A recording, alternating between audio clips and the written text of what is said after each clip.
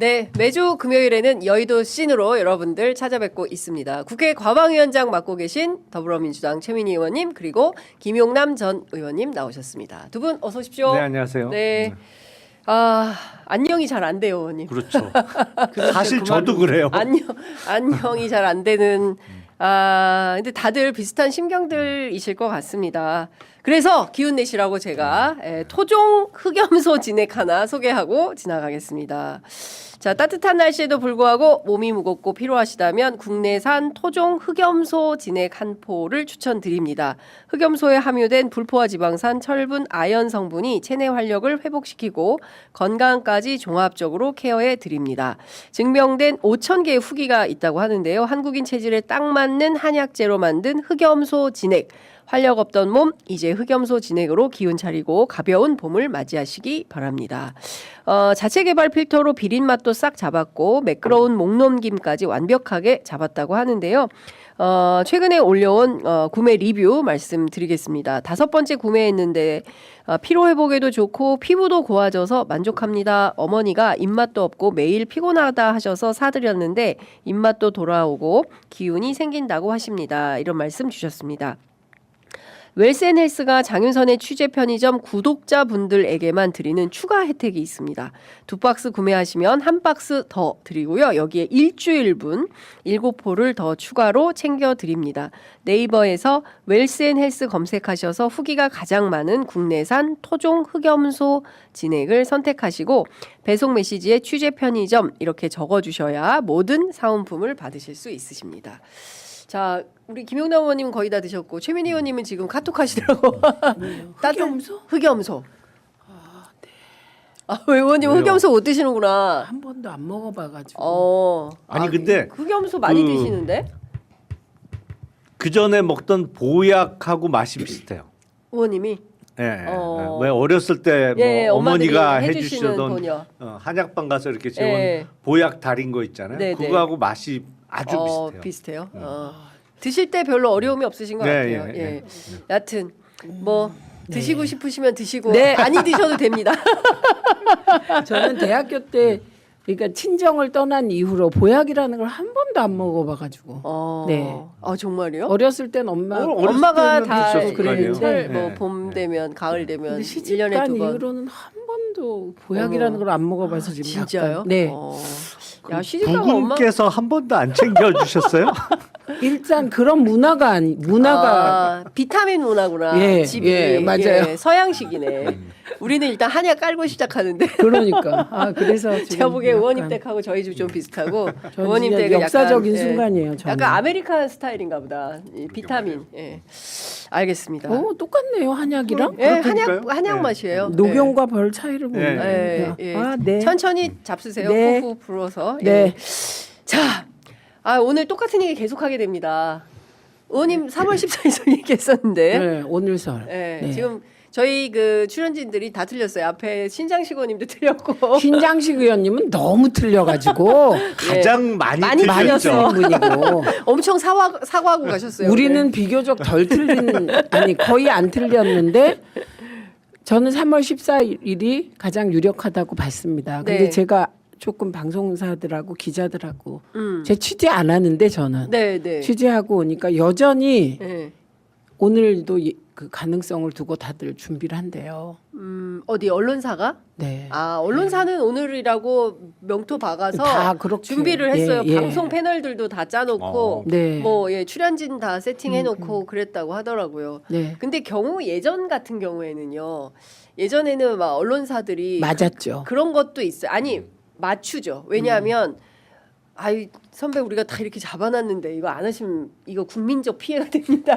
자기네 회사 피해인데. 그게 통했죠. 예, 그리고 이게 통했어요. 그래서 대충 이제 내고 해가지고 잡아주기도 하고 했었는데 짤없네. 지금 보니까 짤없는 분위기인 것 같아요.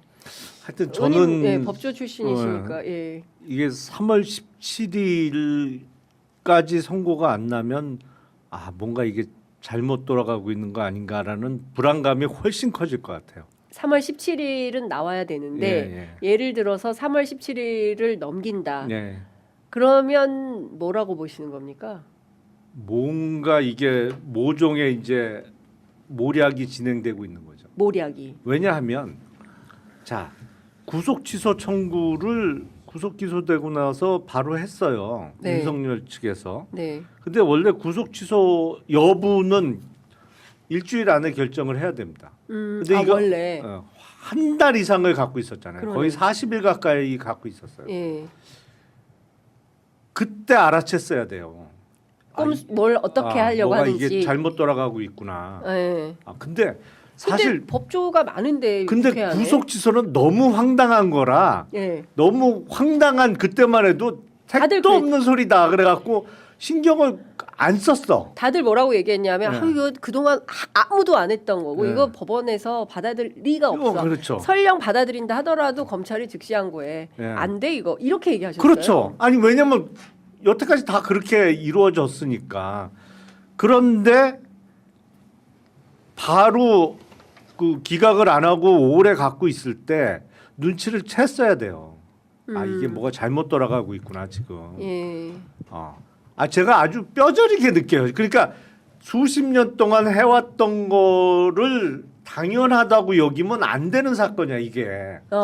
지금 이 상황은 예. 저들이 만만치 않아. 그리고 누구보다도 그런 거를 기획하고 실행하는 데 있어서 최적화돼 있다고 볼 수 있는 세력이란 말이에요. 네. 검찰이. 아니 그러니까 지금 이제 윤측 윤석열 그러니까 주변에 내란 핵심 세력이 검찰이죠. 내란 세력. 예, 핵심이. 뭐 예. 핵심은 검찰 출신입니다만 예. 그러다 보니까 일이 이렇게 말도 안 되는 일이 벌어진단 말이에요. 그러니까 헌재도 아니 이거는 뭐 2주 이상을 갖고 있으면 좀 이상한 건데 지금 2주가 확 넘어갔죠. 예. 넘어가게 됐잖아요. 예. 그러니까 아무리 늦어져도 다음 주 월요일까지는 선고가 돼야 된다. 이게 월요일 날도 아무 얘기 없이 지나가면 뭔가 이상한 거다 이거. 예, 그러니까 저 마지노선을 얘기하는 게 네. 화요일 오전까지입니다. 화요일 오전? 네, 다음 주 화요일 오전.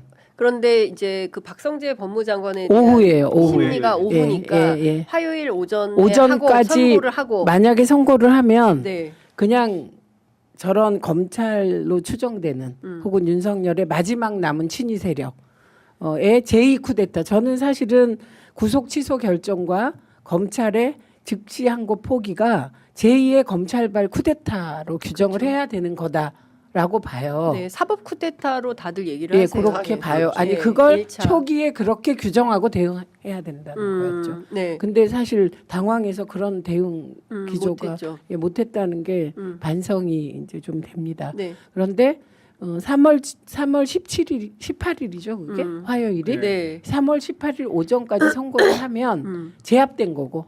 네. 예, 제압. 내란 세력을 제압한 거고. 그 제2의 쿠데타가 제압되는 거고. 예. 예, 만약에 3월 17일 오전까지 선고가 안 나오면 예. 힘겨루기가 계속된다 이렇게 봐야 되는 거죠. 음. 예, 근데 그 힘겨루기 제가 말할 때 그 힘겨루기가 음모적으로 막 된다 이런 거로만 받아들이시면 안 되고 그게 형식은 예를 들면 헌재 재판관의 선고 날짜와 그 친위 쿠데타 세력 남아 있는 정말 핵심 세력 우리가 밝혀내지 못했던 세력이 있다고 계속 얘기했잖아요.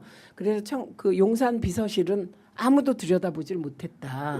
그 세력 간의 힘겨루기로 나타나지만 그걸 조금 확장해 보면 광장, 시민, 예, 그리고 극우적 세력의 힘 그게 지난 한 달 동안을 돌아보세요. 어떤 순간부터 극우 세력이 서부지법 폭동 일으키고 네. 그러면서 어쨌든 표면상으로는 더 결집되고 그게 일부 여론조사에서 반영되어 온 결과라는 거예요. 네, 네. 예, 그래서 내일 예. 예, 내일 광장에 100만이 모인다, 200만이 모인다가 굉장히 중요한 거다.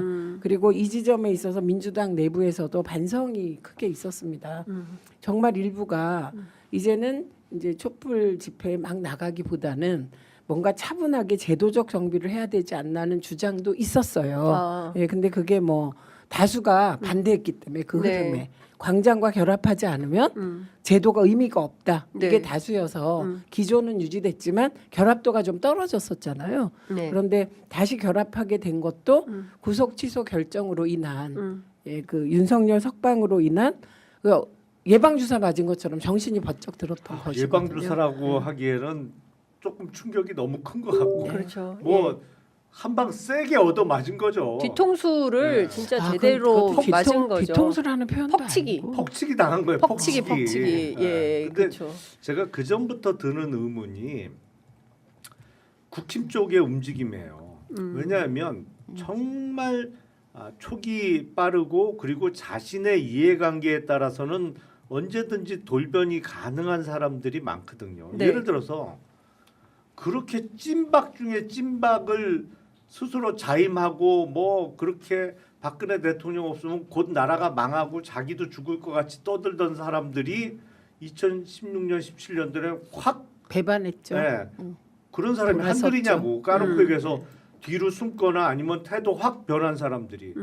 근데 12월 3일 날 비상계엄이 이제 실패로 돌아간 이후에 당연히 옮겨 탔어야 될 사람들이 시간이 지날수록 점점 저쪽으로 바짝 붙고 있잖아요. 지금 이미 바짝 붙어 있고 말도 안 되는 뭐 탄핵 각하부터 기각 뭐 온갖 주장들을 다 하고 있잖아요. 네. 제가 그동안 드는 의문들이 그거였어요. 왜 저러지? 저게 적어도 스스로 판단했던 아니면 저들을 설득시킨 시나리오가 있다는 거예요. 시나리오. 시나리오로 그러니까 야 이렇게 해서 이렇게 될 거야. 그러니까 빨리 우리 쪽에 붙어라고 설득한 시나리오가 있지 않고서는 저럴 수가 없거든요. 예. 왜냐하면 무슨 윤석열과의 의리 택도 없는 소리 그런 게 어딨어요 이 판에. 예. 그런 거 그리고 그런 게 없는 사람들이에요 기본적으로. 예. 근데 지금 보여지는 태도는 예. 야 이게 내가 살 길이야 내지는 이렇게 지금 하는 게 나한테 훨씬 유리해라는 판단을 굳혔다는 얘기밖에 안 되는데 네. 그렇게 판단을 굳히게 설득한 시나리오가 있을 거 아니에요. 그 시나리오가 뭐냐? 양분남 의원 같은 경우에는 이제 뭐 거대한 기획자, 큰 손이 네. 있지 않고서야 지규현, 그다음에 심우정, 뭐 단독으로 이런 거 결정할 수 있는 능력이 안 된다, 그러니까요. 불가능하다. 이거 뭐가 있다. 네. 그리고 검찰 동우에 이거 잘 봐야 된다. 이런 얘기를 하시거든요. 아니 그러니까 뭐 일맥상통하는 얘기입니다. 예. 그 얘기하고 예. 그러니까 그 시나리오가 도대체 내용이 뭐냐? 그리고 그 시나리오를 추진할 수 있다. 이게 실현 가능하다고 설득한 근거가 도대체 뭐냐? 이게 그 전부터 궁금했거든요. 네네. 왜 저러지? 그냥 저럴 일은 없는데 절대로. 네네. 근데 이거 지금 하나 둘씩 보여주고 있잖아 지금. 그렇죠. 아니 저는 이렇게 생각합니다. 그러니까 그 시나리오를 본 적이 없고 그 그룹을 확인을 못했고 예. 예. 그 이유는 이게 친위 쿠데타라 검찰이 제대로 수사를 안 하고 일정 부분간 막는 거잖아요. 예, 김용현도 지금 민주당 내란 국조가 밝혀낸 바에 의하면 검찰과 소통하에 출두했다는 거잖아요. 예, 그런데 그것조차도 밝혀낼 다른 공권력이 없는 거잖아요, 지금. 예.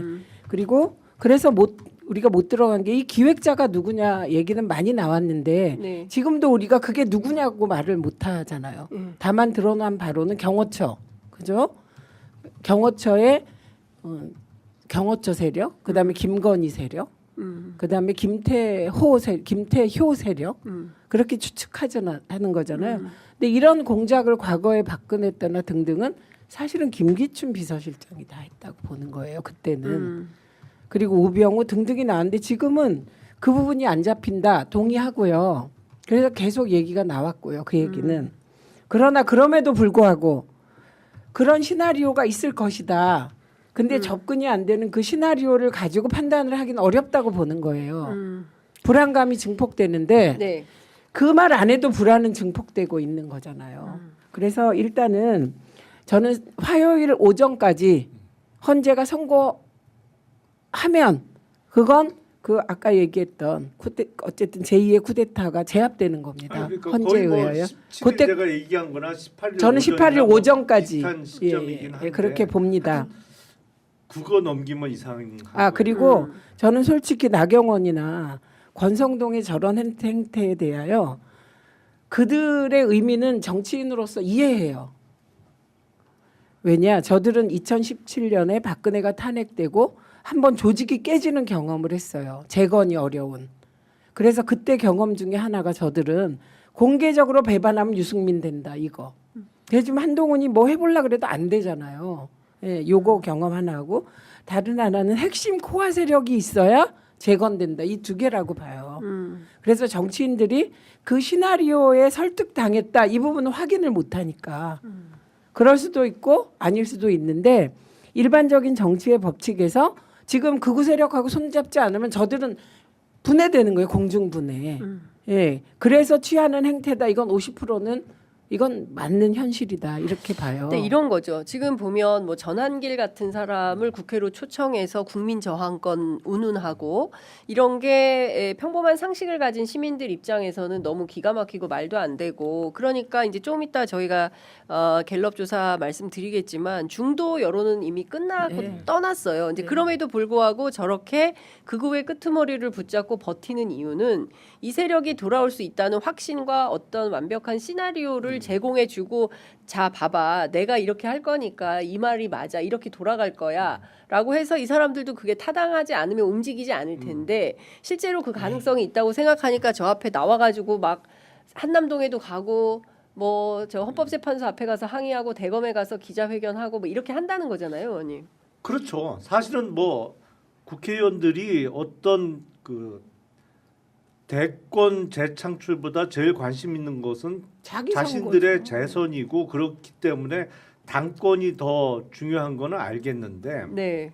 어쨌든 대중선거를 치러야 되는 사람이잖아요. 그러니까 영남 쪽에 있는 의원들이 저러는 거는 특히 TK 지역의 의원들이 저러는 건 충분히 그럴 수 있어요. 네. 그건 뭐 때려 죽여도 거기는 그 당권 쪽에만 붙어 있으면 되는 거니까. 근데 수도권 지역구의 의원들까지 저러는 건 꺄우뚱이다 이거죠. 저래 갖고는 지금 정해진 그러니까 이미 내란은 벌어졌고 그래서 탄핵은 반드시 될 거고 그러면 조기 대선이 치러지고 이 지금 우리가 상식적으로 예상하고 있는 시나리오에 비춰보면 저래 갖고는 일단 대중선거가 안 되거든요. 근데 저러는 이유는 뭔가 있을 거라고요, 저게. 근데 그 뭔가를 그러니까 지금 이제 이런 측면은 있는 것 같아요. 그러니까 몇 가지를 이제 아주 세밀하게 저쪽도 세밀하게 대응하니까 이제 세밀하게 분석을 좀 해볼 필요가 있는데 이를테면 지금 오늘 방금 전에 갤럽 여론조사가 나왔는데 윤석열 대통령 탄핵 찬성 58 반대 37 이렇게 나왔습니다. 그런데요, 이게 그 2024년 12월 12일, 그러니까 탄핵하고 열흘 정도 지났을 계엄을 선포하고 열흘 정도 지났을 때는 탄핵 찬반에 대해서 찬성이 75였어요. 그 도표 좀 준비되면 보여주시면 좋을 것 같은데 75하고 탄핵 반대가 21이었습니다. 그런데 그 여론이 쭉 좁혀져서 지난주에서 60이었던 찬성이 58로 2%포인트 내려가고 그리고 탄핵 반대가 35%에서 2% 올라서 37%로 올라왔다는 거죠. 그러니까 저 그래프를 보시면 저렇게 큰 차이가 있다가 이게 점점 좁혀지고 완화된 형태로 쭉 가고 있는 거예요. 그러니까 이 가운데 헌법재판소에 최근에 피청구인 측에서 여론조사서를 제출했다고 하잖아요. 증거로. 그리고 그거를 받아들였다라는 거고 앞서 박주민 의원이 2명 정도가 고의적으로 보일 정도로 기일을 늦추고 있다. 뭐 증거가 부족하다. 뭐 과정에서의 뭐 따져볼 게 있다. 이러면서 하고 있다. 그 정통한 두 사람, 그러니까 몇 명 얘기해서 말씀을 좀 해주신 건데 이런 것 때문에 시중에 불안이 좀 있는 것 같다라는 그렇죠. 아니 거죠. 그 박주민 의원 얘기 그럼 네. 왜 늦추느냐? 그 얘기는 안 했어요. 왜 늦추는 것은 3월 26일 때문에 늦추는 그렇죠. 겁니다. 맞아요. 그러니까 저쪽 세력이 예. 예를 들면 그 기일을 늦추고 있다는 뭐 그건 저는 사실 확인할 길이 없어요. 네. 왜냐하면 용산에서도 접근이 안 된다. 그래서 난리로 언론사를 뒤지고 다녔다. 그런 얘기를 들었기 때문에. 근데 저 얘기는 저도 듣고 모두가 들은 거예요. 그러면 그 내용이 3월 26일 이후에 하고 싶은 거다. 이 얘기예요. 최장 느렸을 때. 그래서 3월 28일 설 얘기를 네, 한다면서요. 그게 나와요. 네. 그리고 3월 21일 나오고. 그런데 3월 26일 재판 결과가 어떻게 나오더라도 민주당은 변함이 없어요. 그냥 이재명 흠집 내기에 헌재 버전이 지금 진행되고 있다. 이 얘기를 하고 있는 것이거든요. 그러니까 우리의 마음속에 불안 요인이 두 가지예요. 예, 근데 이건 분리해서 봐야 돼요. 하나는 헌재가 기각하면 어떡하지 이 불안이에요. 그 지금 박주민 의원이 얘기했다는 내용도 내용 가지고 각하다 뭐다가 아니잖아요. 그렇죠. 내용은 다 동의하는데 기일을 늦추고 있다 이 얘기잖아요. 그렇죠. 예, 그러니까 내용에 대해서 저는 불안해하면 그건 대한민국은 망하는 거다. 이렇게 보기 때문에 네. 그 정도까지 제가 패널로서 불안을 증폭시키진 않겠다는 거예요. 저의 불안을 얹진 않겠다. 나머지 하나 이재명을 못 지키면 어떡하지? 이건 다른 레일에서 고민하고 네. 대응을 해야 되는 거지. 요것 때문에 헌재 판결 자체에 8대 0을 부정할 수는 없다. 제가 말씀드리는 건 이 얘기하는 거예요. 네. 그러니까 지금 박주민 의원도 다시 한번 제가 정리해서 말씀드리면 결과, 내용 이게 바뀌는 게 아니라 그러니까 그래서 절차 26일이죠. 과정을 문제 삼고 있다는 거예요. 2명 정도가. 그러니까 정리를 2 해드려야 플러스 돼. 알파. 우리는 의무가 예. 있어요. 예. 불안의 내용이 두 가지밖에 없다는 거예요. 진보 쪽에 민주당 지지자들은 하나는 이러다가 진짜 윤석열이 돌아오는 거 아니야? 전 이 가능성은 없다. 지금도 여전히 없다. 이건 박주민 의원도 없다고 하는 거고 내용도 없어요. 검찰의 그 소위 신문 조서를 증거로 채택한 게 문제냐 아니냐 이거 갖고 계속 다투잖아요. 이거 김영 의원이 이미 법원에 이게 재판을 했어요. 항소심에서도 졌어요. 증거 조서 채택해도 헌재가 채택해도 문제 없다. 이 결론이 났어요 법원에서. 네. 네, 그런데 내부에서 이런저런 걸로 지연시키고 있다는 거잖아요. 두 번째 불안. 저도 불안하죠. 이재명 대표를 지키고 이재명이 대통령 된 세상에서 살고 싶거든요. 그 유능함을 부려먹고 싶어요. 네. 그런데 일단은 분리를 해주자 패널들이 우리가. 예, 그래서 대응은 달리할 수 있다. 후자는 3월 26일에 어떤 결과가 나오더라도 말도 안 되는 재판인데 나오더라도 그건 민주당과 민주당 지지자들이 똘똘 뭉쳐서 돌파해낼 일이에요. 예. 네. 그렇게 분리해서 말씀드립니다. 저는 네. 낙관적으로 하는 거 아니에요. 아니, 네. 뭐- 근거 없는 낙관 네. 아니다. 예.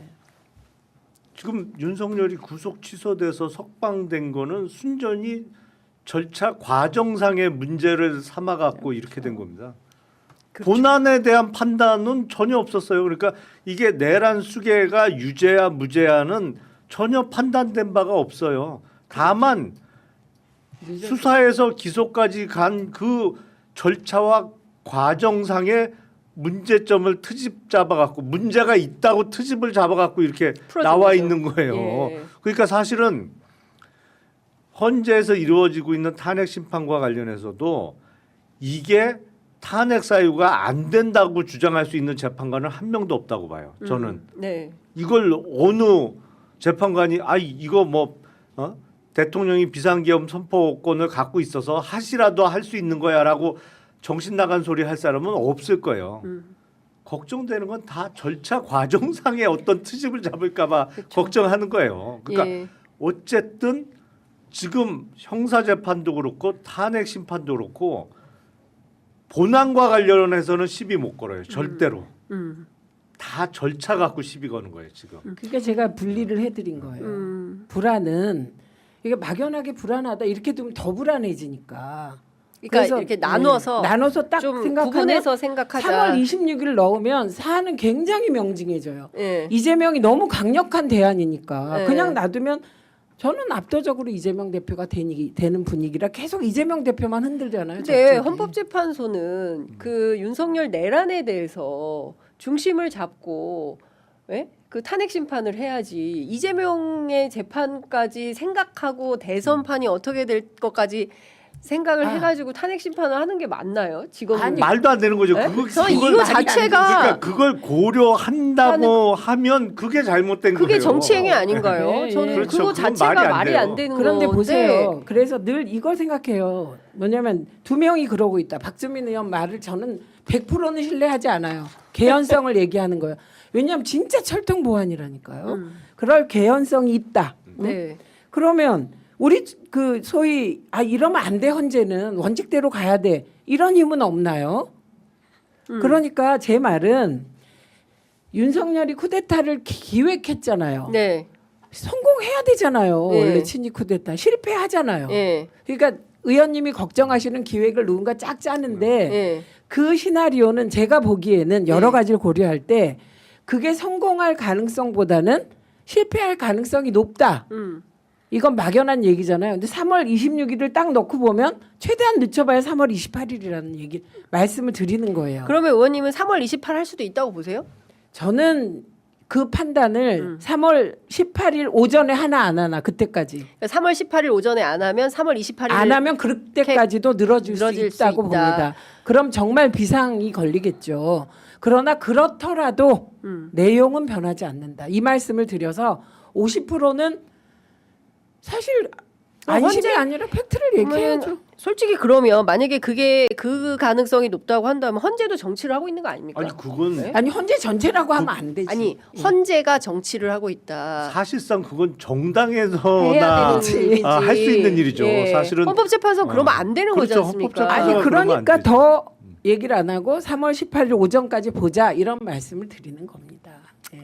하여튼 다음 주 초에 정말 월요일이든 화요일 오전이든 선고가 되는지 보자고요. 그거 넘기면 이거는 하여튼 문제가 있는 거예요. 마가 끼는 거다. 네. 예, 마가 끼고 뭔가 모략이 네. 들어갔다. 예, 아니 그렇게 이미 봐야 들어가서 예. 진행되고 있죠. 예. 예, 있는데 지금은 제압하는 힘이 약간 더 큰 거예요. 근데 이런 거 같아요. 제가 보기에는 지금 정말 이해할 수 없는 게 검찰 아니겠어요? 심우정 총장 그냥 안 해버리잖아요. 즉시 네. 항고를 안 하고 우리가 결정했어. 그냥 위헌이야. 그리고 그 판단을 법무부가 하면 안 되는 거잖아요. 그러니까 이런 거예요. 국민은 법상식에 따라서 판단을 하고 있는데 저 사람들은 전부 법 위에서 뭐 그까짓 거 지키든가 말든가 최상목 대행도 마찬가지고 이런 행태를 범하고 있으니까 국민들 입장에서는 진짜 황당하고 무기력감도 느끼고 이렇게 되는 겁니다. 지금 법률 위반을 제일 많이 하는 게 사실은 집권 세력이죠. 그렇죠. 일단 헌재의 마은혁 재판관 임명 안 한 게 권한 침해라는 결정이 났음에도 불구하고 지금 임명을 안 하고 있는 대통령 권한 대행부터 시작해서 법률적으로는 할 수 없는 짓을 하고 있는 게 지금 검찰 뭐 심우정을 비롯해서 그 검찰 수뇌부란 말이에요. 네. 이 얘기는 뭐냐면 그냥 내란 세력하고 본인들을 운명 공동체로 묶는 거예요. 한 몸이에요, 한 몸. 네. 여기가 쓰러지면 다 같이 쓰러지는 거야. 음. 아니 예를 들어서 심우정 총장도 자기가 지금은 검찰총장이지만 만약에 내란 세력이 뭐 상식대로 탄핵으로 물러가고 조기 대선을 통해서 정권 교체가 된다고 하면 저거 어떻게 깜빵 안 가겠어요. 저거 자체가 사실은 직권남용이에요. 그럼요. 이게 다른 일선 검찰청에서 하는 수사가 아니고 특별수사본부를 꾸려서 거기서 하는 수사였기 때문에 검찰총장이 개입하는 것 자체가 대검 예규 위반이에요. 독립적으로 하도록 그렇죠. 되어 있거든. 네. 그리고 검찰총장도 사건의 중간이나 뭐 사전에 지휘를 못하도록 되어 있어요. 예. 사후적인 보고만 받을 수 있도록 되어 있습니다. 근데 이거 지금 어기고 중간에 있잖아요. 개입해갖고 지가 석방지휘하고 즉시항고 포기하고 예. 검찰총장이 결정을 했잖아요. 예. 이거 자체가 위반이에요. 그러니까 이건 나중에 직권남용으로 자기가 형사처벌 받을 리스크를 안고도 저러고 있단 말이에요. 근데 공수처가 그러면 그 부분에 대해서 즉각적인 수사를 시작을 해가지고 제 얘기가 그 얘기입니다. 제발 밥값 좀 하시라. 아니 좀. 답답해 잠깐만요. 죽겠어. 지금 공수처를 그렇게 일할 수 있는 조직으로 안 만들었어요. 그러니까 저는 공수처가 잘한다는 게 아니라 검찰은 2,000명이에요 검사가. 2,300명. 네, 네. 그런데 공수처는 지금 40명인가 그렇잖아요. 20몇 명일걸요? 아니 40명으로 설계를 했어요. 근데 채워지지가 예, 않아요. 채워지질 않아요. 이것도 다 국회가 잘못한 거예요. 정확히 21대 국회가 그때 공수처를 우선 확충해줘야 되는데 있는 듯 많은 듯 방치한 것이고 저는 최상목을 탄핵했어야 된다 일찍이 이런 파였고 네, 최상목을 탄핵했어야 됐다 처음에. 했어야 됐다. 지금 와서는 최상무가 한덕수 탄핵부터 저는 확실하게 했어야 된다. 저는 친위 쿠데타로 규정하고 초기에 네. 한덕수부터 다 탄핵하고 시작했어야 된다고 주장을 했죠. 길목을 차단했어야 예, 된다. 길목을 차단 못한 결과라 엄청 반성을 하고 제가 내부에서 설득하지 못한 거에 대해서도 가슴을 치고 있어요. 그런데 갑자기 일을 할 때 그런 전공법을 택해야 되는데 사실은 우회한 거잖아요, 국회가. 그렇죠. 그런데 갑자기 전공법으로 가는 게 바뀌기가 힘든 거예요. 이거 다 제 잘못인데 지금도 저는 심우정은 반드시 빨리 탄핵했어야 된다고 생각해요. 근데 뭐 제가 탄핵할 수 있는 게 아니잖아요. 그래서 죄송한데 어쨌든 지금 우리가 여기 나와서 불안을 같이 얘기하면 뭐 하냐고요. 제 주장은 그거예요. 그리고 만약에 여러분이 걱정하시는 제가 여러분이 이거는 모든 일이 50%는 내용은 못 건드린다. 의원님도 동의하시잖아요. 본안 갖고는 못 시비 건드린다. 걸죠. 그렇죠. 네, 그런데 26일이 문제다. 이렇게 정리를 하는 건 이건 팩트예요. 다 그냥. 예. 26일 근데 28일 가면 이건 민주당 입장에서 국민 입장이 아니에요. 이거는. 네, 국민들은 윤석열 탄핵되는 게 목표시고 그렇죠. 저는 이재명을 지키는 게 또 하나의 목표거든요. 그러니까 민주당이 비상 걸릴 일이에요. 이건 민주당이 또 대처하겠습니다. 예, 그러니까 거기까지밖에 말씀을 못 드리지. 제가 이거 큰일 났습니다. 전 그러면 안 돼요. 아니 일단 뭐 불안감을 조성하자는 네, 취지가 아니고 그거 다 너무 윤석열의 형사 사건과 관련해서 나이브하게 대응하지 않았느냐. 이게 네, 인정합니다. 구속 취소 결정을 한 달 이상 끌고 있을 때는 감을 잡고 대응을 했어야 돼요. 왜냐하면 이게 어프로치 시도가 없었겠냐고요, 솔직히. 그렇죠. 아니 그리고 그런 게 전혀 없었다 그러면 왜 40일 가까이 들고 있어요, 사건을.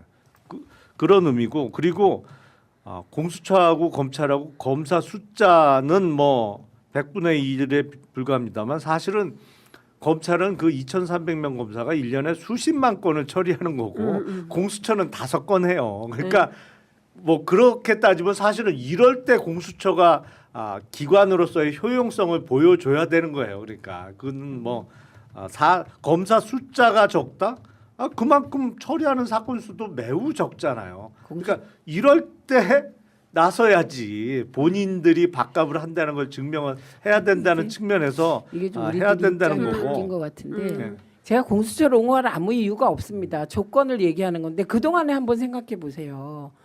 21대에서 공수처에 대해서 무슨 말들이 나왔나 제가 최근에 쭉 봤거든요.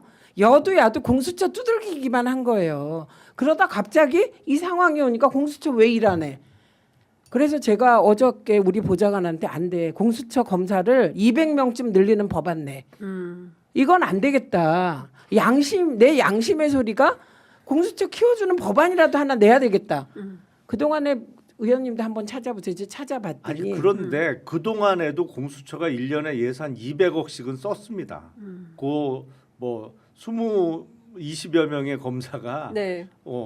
그거 조직 규모로 비춰 보면 적은 돈이 아니에요. 많이 쓴 거예요. 근데 효율성이 안 나온단 말이죠. 효율성이.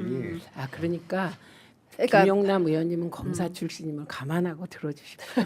제가 보기엔 이거는 아니, 공수처를 근데 강화해야 된다는 제 의견이 옳은 그렇죠. 것 같습니다. 공수처에도 검사 출신들이 가 있는 거고, 그러니까 국민들 입장에서는 경찰이든 검찰이든 공수처든 서로 수사기관들이 수사권이 있으니까 그걸 가지고 건강하게 경쟁하면서 그렇죠. 정의롭게 진실을 밝혀라 이런 게 국민적 요구인 건데. 근데 국회가 공수처에 기소권도 제대로 안 줬으니 문제가 거기서부터 출발한 거잖아요. 수사권, 기소권, 내란죄에 대한 수사권, 기소권. 그러니까 그 얘기를 많이 했어요. 그러니까 네. 공수처를 만들려면 제대로 된 걸 만들어야 되는데 파출소 같은 거 만들어 놓고 대통령 때려잡으라고 하니 그러니까요. 이게 일이 되겠냐? 파출소부터 좀 정비해 줘라. 뭐 이런 얘기들도 있고 네, 제가 했었는데. 정비하는 법을 내겠습니다. 제가 네. 법사위가 아니라 조심했는데 네. 뿐만 아니라 방송 쪽은 네. 여러분 과방위는 꼼꼼하게 다 해서 어제 대법에서 최종 그 박문진 이사 6명 효력 정지 인정됐고요. 이제 본안으로 들어갑니다. 그 효력 정지의 내용이 본안 1심까지 정지예요. 1심까지예요. 그것도 뭐 대법까지라고 생각하는 분들이 아니에요. 1심까지 정지입니다. 본안 1심. 네. 그러니까 앞으로 6개월쯤 더 남았다고 봐야죠. 그런데 그 과정에서 또 꼼수를 할까봐 그것까지 저희가 경우의 수 다 챙기고 있다는 점을 말씀드립니다. 네, 자 오늘 그 갤럽 여론조사 나왔는데요. 그 지난주하고는 그렇게 큰 차이가 있는 것 같지는 않습니다. 일단 장내 정치 지도자 선호도에서 이재명 34 호칭 생략하겠습니다. 김문수 10, 한동훈 6, 오세훈 4, 홍준표 3, 조국 2, 이준석 1 이렇게 나왔고요. 대선 결과 관련해서는 정권 유지 41, 정권 교체 51 이렇게 나왔습니다. 근데 중도층 좀 얘기해 주세요. 정권 교체? 중도층이요. 예, 잠시만요. 중도층은 제가 좀 이거를 살펴봐야 돼서 잠시만요. 조금 기다려 주십시오. 이게 당원 투표 결과가 어떻게 나올지 모르겠습니다만 네. 여론조사 결과로만 보면 일단 국민의힘 당내 경선은 김문수 한동훈 으로 갈 것 같아요. 대결 구도가 조금 굳어지는 것 같네요. 확실히 오세훈, 홍준표 네. 두 주자가 명태균 힘을 못 쓰는 것 스캔들 같아요. 네. 영향이 있는 것 같아요. 그렇습니다. 중도는 야당 후보 당선이 61, 네. 그다음에 여당 후보 당선이 30. 네. 이제 더블 스코어로 더블입니다. 지난주하고 예. 비슷합니다. 네. 예, 별로 그렇게 크게 차이는 없습니다. 제가 한동훈 이번에 박세현이 한동훈하고 가깝다고 하잖아요. 그거 아니라고 맞는지 공식 모르지만. 발표했어요. 예, 네. 예. 아니 그 공식 발표한 거 어떻게 믿습니까? 예. 그래서 광장에서 그런 태까지 어쨌든 뭐 특수본이 저항한다 이런 거였는데 양분남 의원이 딱 정리했어요. 헛짓거리라고. 예, 저는 그거에 동의해요. 네. 그런데 만약에 이번에 한동훈이 존재감을 발휘하려면 이 구속 취소 국면에서 검찰이 즉시 항소를 항고를 하게 했다면 저는 뭐 좀 여지가 생겼을 것 같아요. 근데 또 놓치더라고 기회를요. 네. 그때 침묵하고 잘 석방됐다 그러고 저는 뭐 그 기회를 또 다시 잃었다고 봐요. 의원님은 어떻게 보세요? 그러니까 스탠스가 어정쩡해요. 그러니까 그 비상계엄 선포 직후부터 탄핵 소추까지 왔다 갔다 했던 거를 또 반복하고 있는 것 같아요. 그러니까 네. 당내 경선을 염두에 두고 당심에 호소해야 되는 입장도 있는 거고 네. 아니면 중도층 내지는 지금 국힘 플러스 알파를 가져와야 선거를 이길 수 있는 건데 그 사이에서 줄타기를 하고 있는데 형 능숙해 보이지는 않는다. 좀. 그러니까요. 예. 정당 지지도 보겠습니다. 더불어민주당 40, 국민의힘 36, 무당층 19 이렇게 나왔는데요. 지난주하고 동률입니다. 그러니까 별로 차이는 없어요. 그러니까 제가 보기에는 지금 이 가장 중요한 지표인 헌법재판소의 탄핵 심판 결정이 어떻게 나느냐에 따라서 그 상황을 좀 국민들도 예의주시하고 계시다. 지켜보고 있다. 그래서 지난주하고 큰 차이는 없다라는 말씀을 좀 드리고요. 큰 틀에서 보면 아까 말씀 주신 대로 탄핵과 관련해서 윤석열 탄핵과 관련해서 중도는 61이 탄핵을 찬성하고 있다. 그다음에 정권 교체는 69%의 중도층이 탄핵을 정권 교체에 동의하고 있다. 이런 말씀을 좀 드립니다. 네. 그러니까 뭐 매주 저희가 이제 중도 표심에 이제 집중해서 말씀을 드리는 이유는 어차피 양측은 똑같이 집결을 하는 것이고 가운데 있는 분들이 어떤 선택을 할지가 굉장히 중요한데 이미 탄핵 찬성 그리고 정권 교체 네, 이쪽에 이미. 확실히 서 있다. 그리고 이 흐름은 변화가 없다. 이게 제가- 이제 핵심인 것 같습니다. 제가 마지막으로 드리고 싶은 말씀은 총선 때 똑같았어요. 총선 때 심지어 MBS 뭐 등등 여론조사에서 민주당 참패로 계속 나왔어요. 그런데 저희가 그 조사에서조차 중도를 보면 달랐고 그다음에 현장 민심이 달랐다 이거든요. 저희가 매일 현장을 다니잖아요. 요즘도 아침에 지역 들리고 뭐 이렇게 하잖아요. 현장 민심은 완전 달라요. 이 분위기랑. 그러니까 헌재도 진짜 판단을 잘해야 되는 거죠. 네. 더군다나 대통령 선거는 전국이 그냥 하나의 선거구인 단일 선거구이기 때문에 네. 제가 늘 말씀드립니다만 대선은 이른바 중도층의 마음을 잡지 못하면 이길 방법이 없어요. 그러니까 뭐 국회의원 선거나 지방 선거는 지역별로 사실은 정치 성향별 구성이 좀 다르기 때문에 중도층의 표심 이외의 결과가 나오는 선거구들이 꽤 많이 나올 수 있습니다만 네. 대선은 그냥 전국이 하나잖아요. 제가 의원님, 예. 김용남 의원 같은 분이 우리 당에 없는 게 진짜 아쉽긴 합니다. 아니 그래서 제가 그걸 좀 여쭤보려고 하는데 김용남 의원님이 팁을 좀 주세요. 그러니까 네. 구속 취소 같은 거 놓치는 거는 진짜 너무 아프죠. 아프다. 네. 예, 아 그렇죠. 진짜 이거는 진짜 정말 퍽치기를 세게 당한 거다. 이제 이런 말씀 주셨는데 지금 사실은 살 얼음판 아니겠습니까? 사실 원래 오늘 예측하셨는데 오늘부터 월요일 그리고 화요일 아침까지 보고 만약에 기일이 늦어진다라고 하면 막아 끼는 건데 그럼 지금이라도 야권이 특히 이제 민주당이 해야 된 수 전략 이거를 집중적으로 살펴봐라. 이런 꼼수를 또 부릴 수 있다라는 걸 좀 팁을 좀 주신다면 어떤 게 있을까요? 사실 그건 뭐 공개적으로 말씀드리기는 조금 어렵고 전략이라서. 아니 네. 근데 저들이 물 밑에서 가만히 있지 않다는 거는 증명이 됐어요 이미. 네. 이 여러 이 드러난 결과가 그걸 보여주고 있는 거죠.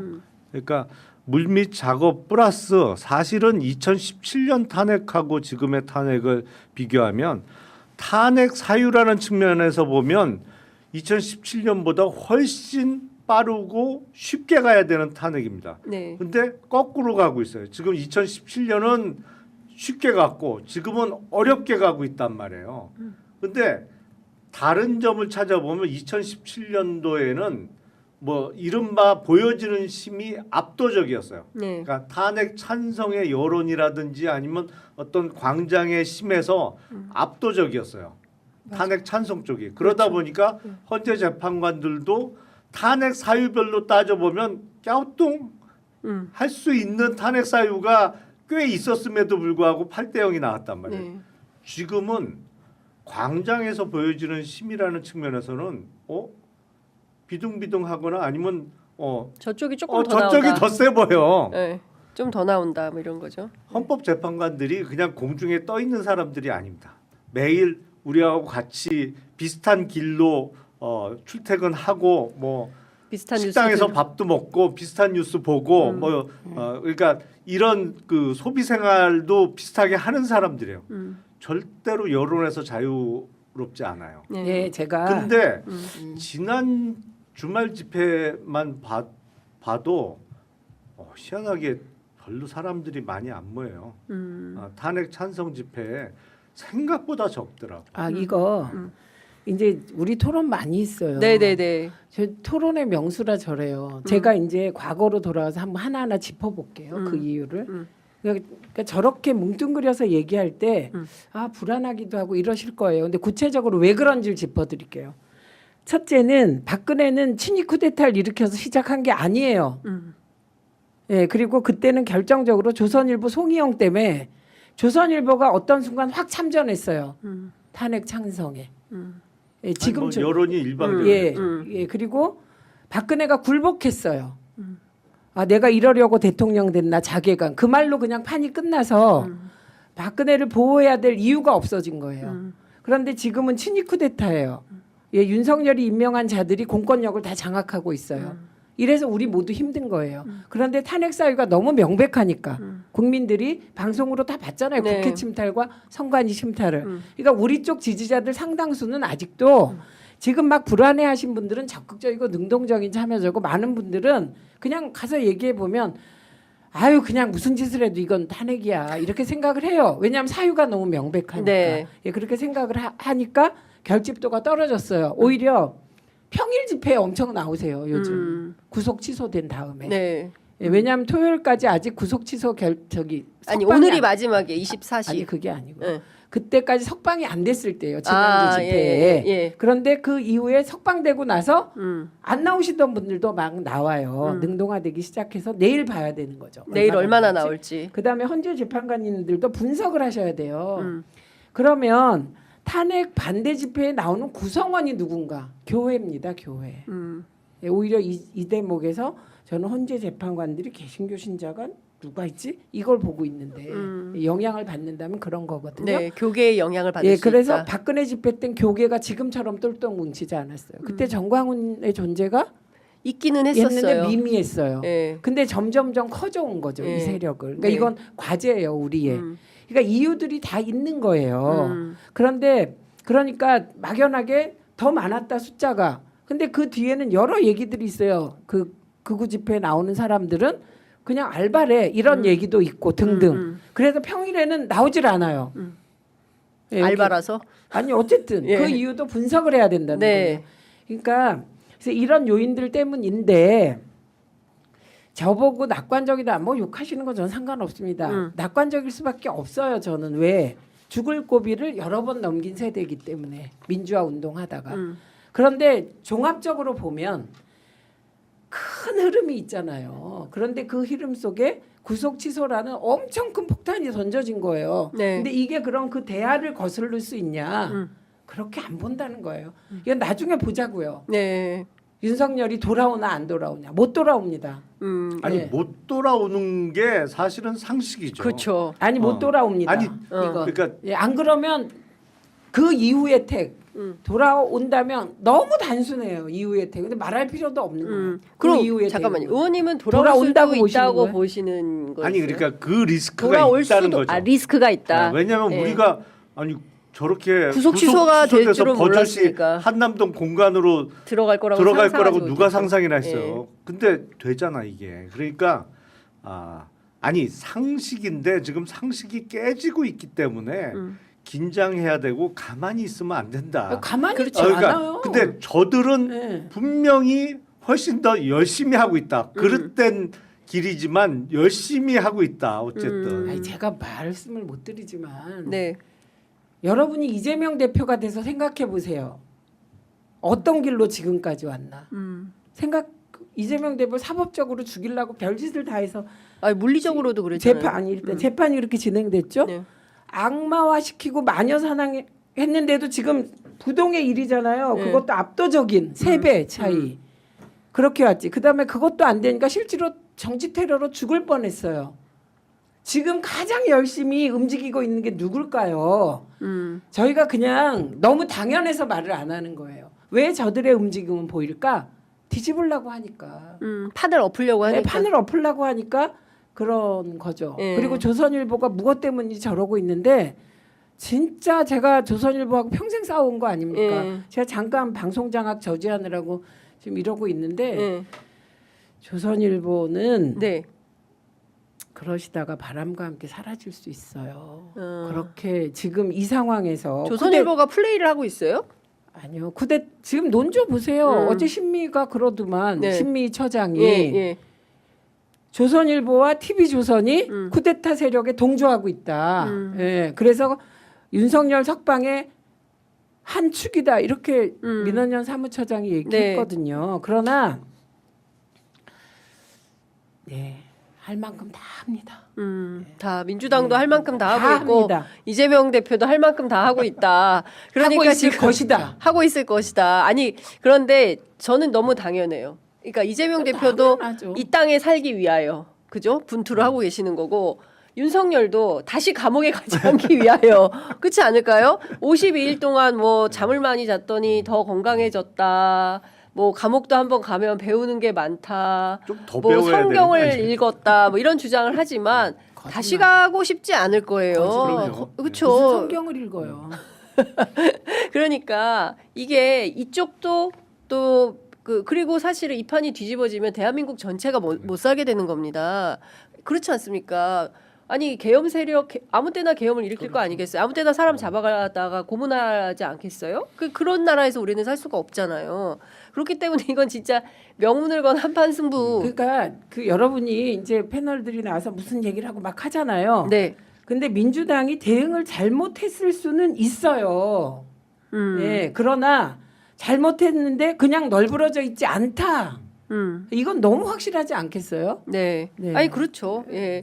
당연히 그렇다고 생각을 하고 지금 많은 댓글창에도 여러 의견들이 올라오고 있는 것 같습니다. 그러니까 그만큼 국민들께서도 집단지성의 힘으로 이 상황을 잘 네. 돌파해서 정의롭고 자유로운 대한민국 만들어야 된다는 생각들은 하실 수밖에 없다라는 생각이 네. 좀 듭니다. 자, 이제 시간이 얼마 안 남았는데 그래도 요건 제가 꼭 여쭤보고 싶은 게 있어요. 이창수 중앙지검장이 돌아왔어요. 네. 그래서 첫 일성이 뭐냐면 김건희 수사에 대해서 명태균 수사에 대해서 적극적으로 하겠다. 이제 이런 입장을 밝혔는데 헌법재판소도 뭐 도이치모터스 사건과 관련해서 김건희 수사 적절했나 의문을 표했고 이게 좀 연장선에 있다고 봐야 되지 않습니까? 김건희라는 키워드로 해석을 해보자면 과연 이창수 지검장은 이 수사를 어떻게 할까요? 명품백처럼 처리할까요? 아니면 그 가능성이 높다고 봐야 됩니까? 어떻게 봐요? 아니 명품백 사건은 피의자가 한 명이었잖아요. 네.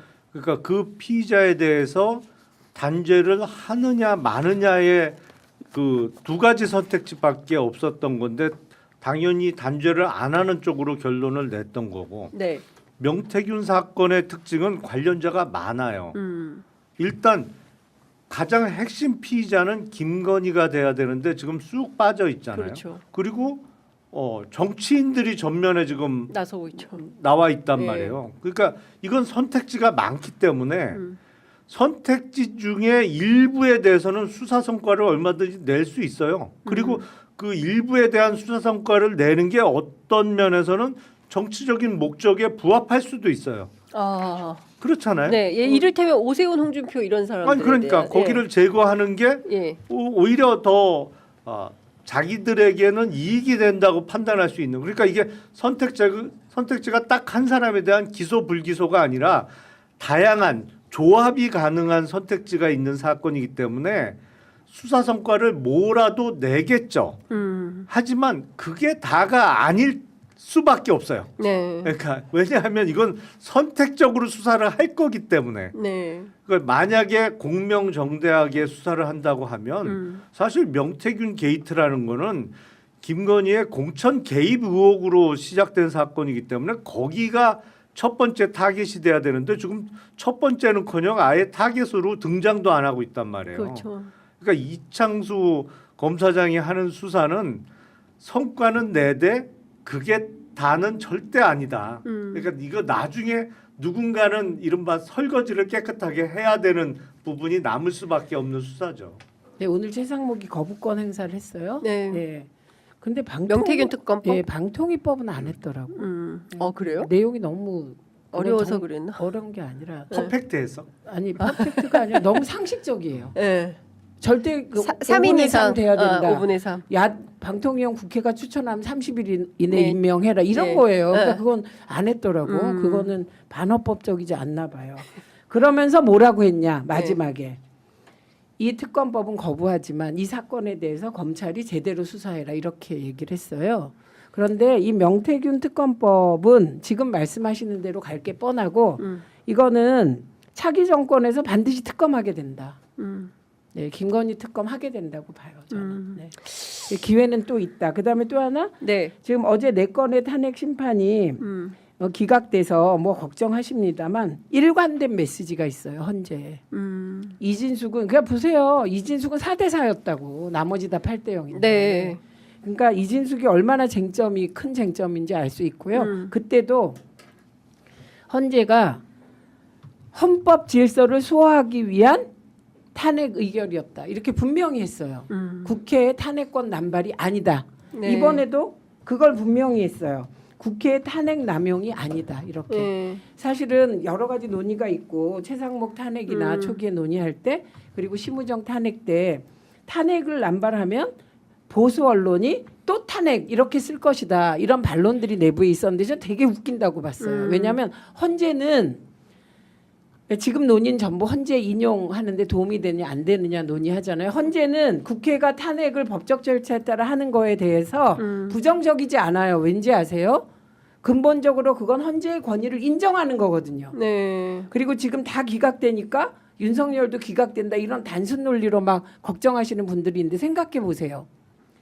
국회는 국회가 할 일을 했어요. 네. 헌재가 헌재의 할 일을 잘해서 기각시켜 준 거예요. 그런데 무슨 비상계엄의 명분이 됩니까? 이게 거꾸로예요. 거꾸로. 예.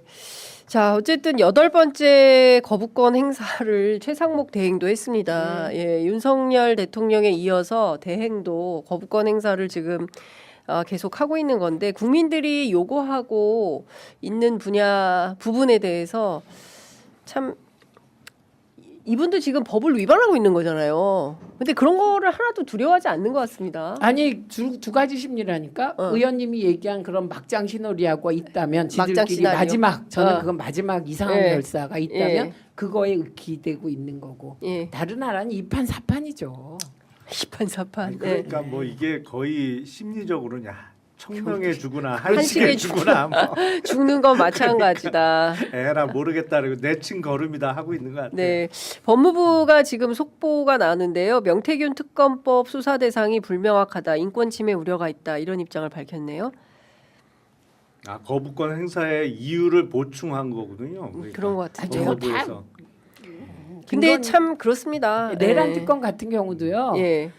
완벽하다 그랬어 그 내용이 음. 우리 당내 법률가들이 그래야 그때 잠깐 논란이 붙었어요. 최상목이 거부권 행사하나 안 하냐. 그러니까 법무부 차관도 요거 고쳐주면 거부권 행사 안 하게 하겠다. 우리 건의 안 하겠다 그랬대요. 그래서 우리들 같은 일부가 절대로 행사한다. 그랬더니 비웃었어요 내부에서 저를. 최상목이 거부권 행사한다 다고. 그러니까 저게 의미가 없단 말씀을 드리는 거예요. 무슨 완벽한 법이면 반헌법적 요소가 법무부 차관 보기에 1도 없으면 최상목이 거부권 행사 안 할 것 같아요? 네. 국힘 편이고 윤석열 편이고 그래서 거부권 행사는 필연이에요. 명태균 특검하면 김건희가 금방 죽어요. 예. 그러니까 그런 것은 안 할 것이다. 당연히 안 거부권 한다. 행사 한다. 참 그러니까 답답합니다. 이미 탄핵을 해도 몇 번 당했어야 될 그러니까. 사람이 대행이라고 외신에 대고 대통령 뭐 생각 있냐 그러니까 지금은 없다 이따위 말이나 하고 저도 분통이 터집니다 사실은. 네, 오늘은 분통의 날인 것 같습니다. 아, 요새 컨디션 너무 안 컨디션이 좋아요. 다들 계속. 너무 안 좋으시. 전 국민이 저희는 막 걷잖아요. 그러니까. 9km를 연 이틀 걸었잖아요. 그러니까요. 걸음이 빨라가지고 힘들어. 많이 나요. 혼난다고. 네, 막 가다 너무 보니까. 빨리 가니까 천천히 걸으시기 바랍니다. 네. 자, 오늘 두 분 말씀은 여기까지 듣도록 하겠습니다. 다음 주엔 진짜 돼야 되는데. 예. 자, 다음 주 뵙겠습니다. 감사합니다. 네. 네.